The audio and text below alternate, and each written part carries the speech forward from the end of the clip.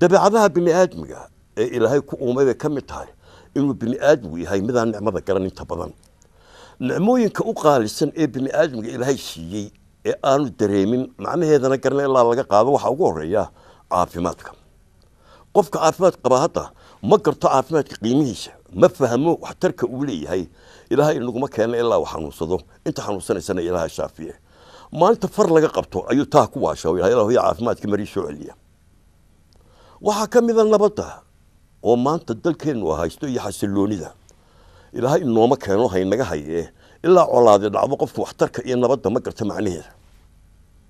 waxaa la yaaba oo hadda ugu wanaagsan ugu qaalisan nicmooyinka ilaahay na siiyey lama tirin karee waa da'yaraanta iyo shabaabka iyo dhallinyaronimada qofku intuu da'da yar yahay ma garto anigu ma gaarnin laakiin marka uu gaboobay madaxuu caddaaday xagluhu dabcaana ee uu socon kari waayo ayuu fahmaa waxtarkii ay lahayd dhallinyaronimadu ilaahay hayna siiyo nicmooyinkiisa ilaahayna wuxuu yidhi in shakartum la asiidinakum wala in kafartum ina cadaabi la shadiid haddii qofku uu fahmo waxtarka ilaahay uu taray oo ku mahadnaqo ilaahay u kordhiyaa haddii uu garan waayo dafirana dee ilaahay cadaabtiisa way kulaysa ilahay cadaabtiisa hana geyna sida loo mahadnaqayaana maaha inaad to alxamdulilah oo keliya waa qaali alxamdulilah laakiin cibaadada ah mahadnaqa inaad tukato soonto wixii ilaahay ku faray aad raacdo wuxuu kaa reebeen aad ka hadho ilaahay dembigeenna ha dhaafo intaas wayga arreys daba sheekadan halkudhigeeda leeyahay dadladnaan ma xajo nin danyara weliba caydha haddaad doonto sabool badhe oo meel tuula a degan ayaa wuxuu ahaa nin cafiifa haddana oo aan dadka baryin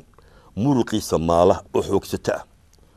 tuuladu way dad yaraydee dhowrka cisoo maalin buu bixi jiray oo xaabool uu ahaaye meel kaynoo u dhow ayuu ka soo guri jiray xaabada halka haddaba xaabada uu ka gurayo ayaa waxaa isku barteen shimbir iyana innaga dalkeenna kuma badnee shimbirta dadka canjisha hadalkooda ah oo afka carabiga lagu yahaa babaqaa shimbirtaasi marka uu halkaa yimaado ninka xaabadu weer keliya ayay ugu celcelin jirtay waxay odhan jirtay dad ladnaan ma xajo dad ladnaan ma xajo isaguna jawaab buu siin jiro markuu xaabada isku xudhu degta saaranayo isagaa degtiisa ku qaadi jiray ayuu odhan jiray dad ladnaan ma xajuun baad leedahay annaga yaana siiya annaga ciddii ayalkaaba ku haysan lahayn intaasay maalmuba iswadaarsan jireen maalintii dambaa isagoo xaabadii degta saaranayo sidaa shimbirtee leedahay ayuu sidiisii wuxuu ugu jawaabay maalin walba waxaa tiraho dadladnaan ma xajo bal annaga yaana siiya annaga xajsan lahayn markuu isiri dhaqaaq ayay tiri waar istaag xaabadii baa ka dhacdo wuu yaabay kuma aqoon hadalkan kale waxay tiri in badan baad lahayd annaga xajsanayna laakiin maantaan kuu sheegayaay anaa ku siinaya ladnaan iyo nicmo laakiin carrayga nimadeeda yoolo xajiso masuna iga wallaanay gobo iga odhan oo aana iga dhacayn aniga ii sheeg waxay odhanaysaa geedka aad hadda laamaha ka goosatay xaabada ee aad qaadanayso caleentiisa 3 baabaco ka qaado aqalkaaga markaad tagto tun oo ridiq dabeedna biyo ku sug oo quraarad ku ruux quraarad mugeed inanta boqorka dalkiinu uu dhalay waad ogtay inan quru dhalay oo inantaasi waa tan bugta ee loo taag waayey boqorkaasina waa kii ballan qaadada aadba og tahay ninka inantaa dabiiba inuu inanta u dhisi doono dhaxalka boqortooyadana uu yeelan doono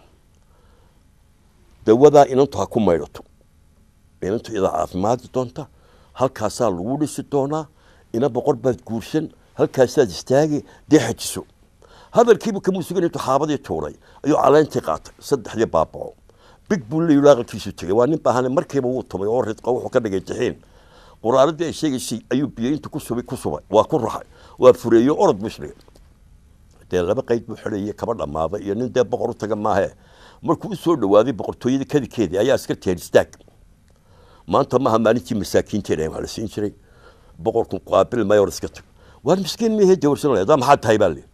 waxaan dawaan sidaa buu inanta bugta ee boqorka aan ku dabiibayo askartii waa qoso soo yidhi oo adigana hungura ka haya inanta war buu naga haya dawadii isnaana sii daayay amar bay qabeen boqorku dareyn inta soo jeclaa in kastoo dawo sii daayay dawo sidaba soo daayay way ka hayeen boqorkii bay u geeyeen boqorkii ma la sheekaysanaya ayagu war maxaa kana muxuu doonaya markaas ilaahay wuxuu sidaa dawo wuxuu yiri inanta ayaan dawadeeda wada uu qoslo ninba ka boqol u taliye kana muxuu leeyahay dawasa waba halkan fadhiiso quraarada qaado habla u geeyeen inta la joogo markaas quraaradan dawada ku jirta boqor inanta ha loogu mayro way caafimaadaysaa waa bal sida uu leeyahay sheegay buu isagoo yeesaya dawadii markii wax yar lala maqnaaba inan ordaysaa timi oo tiri bushaara boqor inantii way hadlaysaa alxamdulilah rabbi alcaalamiin mid kaloo ka daba ordaysaa timi inantii way soo fadhiisatay maasha allah boqorka bas inantii way istaagtay boqorkii iyo qoladii joogtaa ku cararay mise inantii loogu taag lahaa inay fadhiisato intaasoo sanoo jiiftay ayaaba istaaganba boqorka ninkiina wuu eegay inantiina wuu eegay dee ballantiisiina wuu garanaya wuxuu ninkan kaxeeyo oo dhar ka soo bedelo u soo maydho halkii gudaha la geeyo dee alaabaan weligii xidhan jirin baa loo xidhayo wuxuu dhegeyso horta anu ballantaa waan galay buuri waana oofinaya adna waad fulisay qaybtaadii aroos weyn baa loo dhigay inantii ninkii wuu guursaday farxad baa cirkaa la maray muddo markuu qabay ee dee uu ladnaabay ayaa waxaa loo dhiibay markiiba horta mafaatiixdii qasrigoo dhan maqsin yar mooye intii kale mafaatiixdoo loo wada dhiibay mafaatiixdii ayuu qaatay ninkii muddo markuu joogo cabasho ayuu bilaabay ninkii boqorkahaa inantiisii uu qabay buu habiib u cawdaa uu yidhaha aabbahaa iguma kalsoona ima jeclaa shisheeyunbuu iga dhigay hadduu aniga aan ilankiisii yahay oo jecel yahay muxuu muftaaxa iga haystaa muftaaxan halay siiyo inantiiba ku tuwa mala bixisaa ku wade ninkani meeshiisa isagaa leh qasrigii dhammaana wuu ku siiyey dalkoo dhanna adaa xukuma maqsinkaa yar hadduu la halay maxaa kaa kale may waa kalsooni darro waanu igu kalsoonayn u tag aabbahaayo waxaad ku taha inanka muftaaxana sii war anigu odhan maaye ilaahay hadduu nicmadan ku siiyey iska daa maya buuri joogsan maayo dabeedna inantii waxaa yeeshay markii dambe waxay taa anigu u tegi maayo annagaaba u tegayna iska daa buuri galabtii dambe boqorkii oo la taagan rag askara ayuu u yimi isuu boqor aniga iguma kalsoonid bilaash baad i tahay inankaygiyo inankaagina miya shisheeyan baad iga dhigaysaa waasuu idhahaye waa maxaa kugu dhacay suu haddaad igu kalsoon tahay maxaad maqsinkaa yar igala hadhay miftaaxiisa base maqsinkii baa doonaysa miftaaxiisa ha askartii madiyo dhegeyso ninkan kaxee maqsinka uu sheegayay waa kan miftaaxiisa iyo u fur waxaa ku jirana sii kadinkana ka saar waa la soo kaxiyo maqsinkii baa la keenay waa la furay mise waxaa ku jira gudintii uu ku xaabaysan jiray labadii qayd uu xidhan jiray iyo kabihii googo'naa intii baa loo xidhay kadinkaa laga saaray qasrigiina waa laga soo xidhay wuxuu sii socdaba isagoo murugayso buu tegey buulkiisii yaraa ayaama markuu ku jiruu baahday dee wuxuu u baahday inuu dee noolaado wuxuu tegey kayntii isagoo xaabadii guraya ayay shimbirti tiri dad ladnaan ma xejo su-aalla run badan anaaba siidhshay buui aniga ayaa siidhiyey markaan leeyahay markaa kusoo hoyataan guryihiina fiidka idinkoo cadhaysanoo gafuurka taagaya kasoo hidegay hadalhaynta siyaasadda iyo qabyaaladda qaadna soo raabsadoo marqaansan cadhadaha kula dhicina dumarka iyo carruurta idinkoo faraxsan soo qaata buuggayga oo laba sheeko ka mid a akhrista waxaad leeyahay ilaabina ballanteenna xusuusnaada kulankeena